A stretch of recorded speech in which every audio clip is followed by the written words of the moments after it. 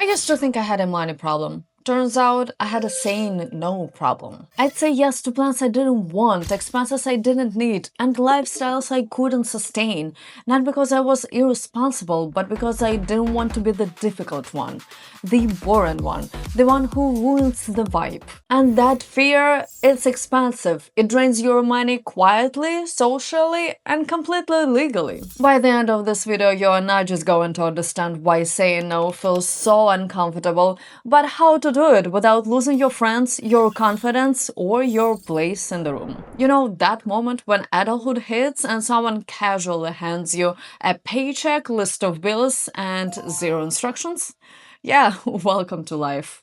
Fun, right? But the real villain isn't rent, loans, or that expensive oat milk you keep buying. No, the real villain is peer pressure for adults. Not the hey, try this TikTok dance kind, but the sneaky kind that convinces you that spending $600 on a jacket is essential, that your iPhone needs to be the latest model, and brunch? Well, brunch is basically a survival necessity. No contract, no rules explained, just surprise, here is a debt and social anxiety in one convenient package. The trap is subtle, but it's everywhere. The group chat where someone casually mentions, just got a new gadget, what about you? The brunch invite where a split and $175 bill feels normal. And then there is your brain whispering, maybe if I keep up, nobody will notice that I'm broke. And that's when it gets weird. You don't even notice it happening, but suddenly your decisions are not yours anymore. They belong to the invisible rule book everyone else seems to be following. And the scariest part, you are not breaking any rules, you are just living normal. Normal, that innocent little word that convinces you spending $15 on oat milk lattes, buying clothes you'll wear once, or booking trips you don't really want is perfectly reasonable. Normal sounds safe, it sounds comfortable. It's also secretly a financial black hole. Normal is upgraded to noise-canceling headphones so you can ignore your life, even though you don't really listen to music. Normal is buying a designer tote bag so you can carry your groceries because your neighbor has one. Normal is taking that weekend digital detox retreat where the Wi-Fi is out and still using your phone to brag about being offline. And here is the twist. The more normal it feels, the more dangerous it gets. Why do we do it anyway?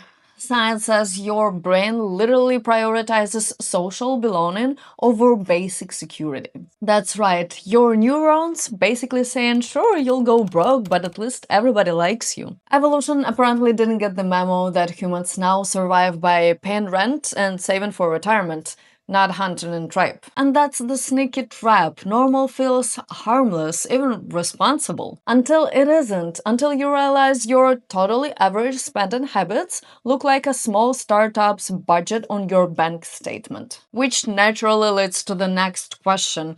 Why does your brain let this happen? So you're thinking, why am I buying things I don't need, spending money I don't have, and pretending everything's fine? Meet your brain, smart, sneaky, and kind of jerk. Its evolutionary power was keeping you alive in the wild. Today it keeps you alive socially, meaning you buy things you don't need, scroll endlessly, and never say no to anything your friends are doing. Your neurons basically whisper, go ahead, buy that jacket, get that latte. Sure, your bank account is crying, but at least everybody likes you. And here is the kicker. Your brain isn't lying. Social acceptance used to mean life or death. Now it just means Instagram likes, group chat validation, and avoiding a side eye when someone posts a story of their casual $600 splurge. It's funny in a tragic way. The more you try to stand your ground, the louder the pressure gets. Your friends aren't shouting, your notifications are not threatening, but your instincts, they're screaming, say yes or be exiled. And just like that, saying no starts to feel like social Russian roulette. No is such a short, innocent word. In theory. In reality, it's like dropping a live grenade in the middle of perfectly coordinated social performance. Think about it. When you decline a shopping trip, a brunch, or a group gadget splurge, this side-eye hits you like a stealth missile. Everyone notices, everyone feels it. Even if they don't say a word, your brain reads it as social exile. Our brains haven't caught up with modern life. Back in the Stone Age, ignoring the group was dangerous. Now, ignoring the group makes you feel awkward, judged, and like a social failure. Suddenly saying no feels like signing a social death warrant. Your brain sends panic signals. Are you really going to be that person? So you cave, you spend, you join, you nod, and pretend you are thrilled about that escape room no one asked you to play. The scary part is you are not just saying yes to one thing, you're letting subtle social influence shape your decisions, your money, and even your sense of what's normal. And the more you go along with it, the more these habits ripple through your social circle, pulling everyone else along for the ride. Ever notice how one person's impulse buy somehow becomes everyone's impulse buy? One gets the latest smart speaker that talks to their plans, and suddenly the group is arguing over whether your ficus needs an Alexa. One signs up for a $50 per month yoga subscription, and suddenly everyone is stretching awkwardly in their living rooms at 6 a.m., documenting it on Instagram for validation. The worst part, these habits don't just affect you, they ripple. They change group norms, expectations, and even what you start thinking is acceptable. Before you know it, the line between your personal choices and group behavior blurs. You are not just influenced, you are infected. But what is more, every time you go along with it, you are trading something. Sometimes without even noticing. Money, time, mental energy. Little things that seem harmless at first, but slowly add up, until you realize the real cost isn't just financial. Here is the part nobody tells you. When you are going along with a group, you're making a trade, and it's not always obvious. You give up little things, autonomy, mental energy, sense of control, and in return you get what exactly? A fleeting sense of belonging? A nod of approval? A group chat meme that makes you feel included for 3 seconds? It feels harmless at first, like eating a donut for breakfast. Fun, delicious, socially acceptable. But the longer you do it, the more it stacks. 10 years of quiet traits?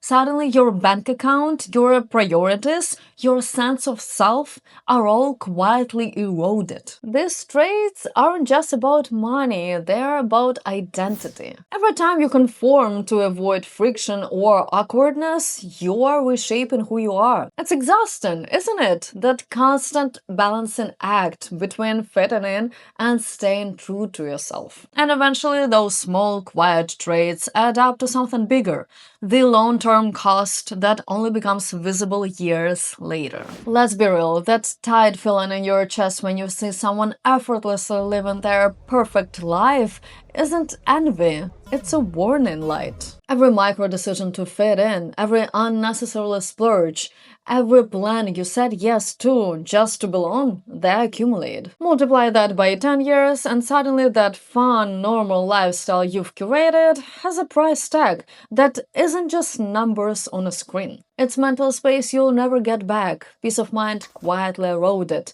and the constant background hum of anxiety that accompanies your bank account balance. 10 years of keeping up experiences doesn't just cost money, it costs clarity, freedom, and perspective. You can't just glance at the statement and see it. You feel it every time you think about your future, every time you hesitate to make a decision that doesn't involve someone else's expectations. And social media amplifies it. Everyone's life is staged like a blockbuster set piece. Milestone vacations, perfect homes, achievements neatly framed for likes. Your reality more like an indie production, messy, underfunded, and with no audience applause. This is bullshit.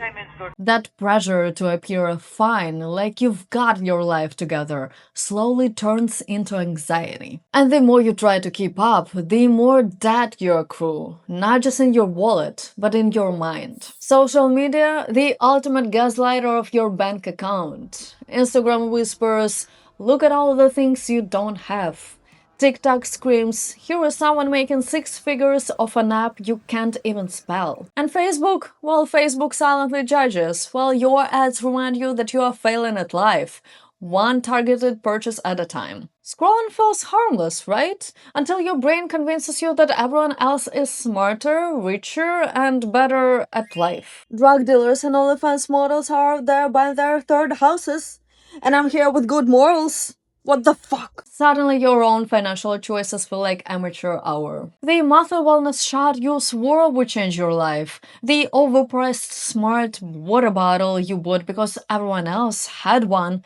Suddenly they're glaring mistakes in a world where everyone else is apparently thriving. It's not just envy, it's anxiety. Social media turns comparison into a sport and your FOMO into a full-time job. You start measuring yourself against highlight reels that aren't real. Your friend posts a casual weekend getaway doesn't show the credit card debt behind it. That influencer claiming they're making six figures isn't showing the nights they cried over spreadsheets. But your brain, it doesn't care. It says everyone else is winning, you as losing, and your wallet quietly suffers while you double tap, scroll, and sigh. And here is the part where it gets interesting. We're about to break down how to stop letting the herd run your life, how to reclaim control over your choices, and yes, still keep your friends around without looking like a buzzkill. Here is a little secret. Nobody remembers the people that just went along with the crowd.